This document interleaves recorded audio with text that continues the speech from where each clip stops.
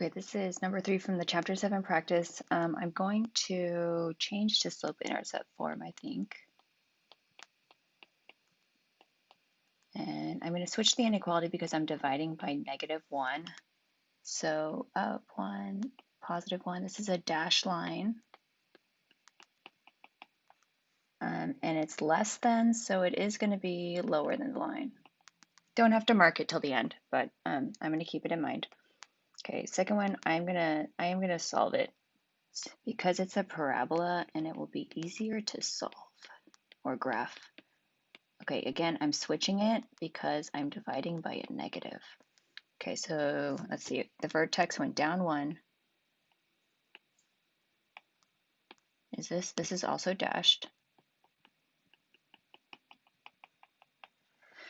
Okay, and it's greater than, so I'm going above the vertex or I'm going inside the parabola in this little area here, which means I'm in that little, I'm in this space in here.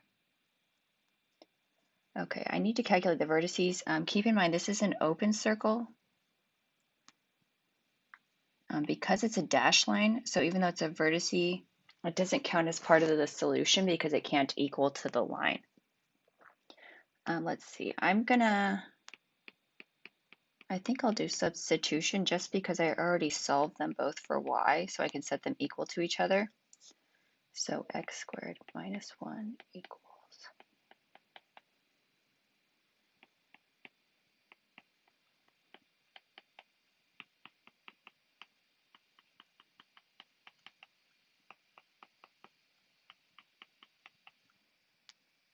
Okay, x equals 2, so I'll plug that into y equals x plus 1 because it looks easier.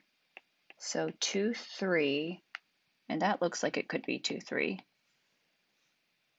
And then x plus 1, y equals 0, so -1, 0, and that definitely looks like -1, 0.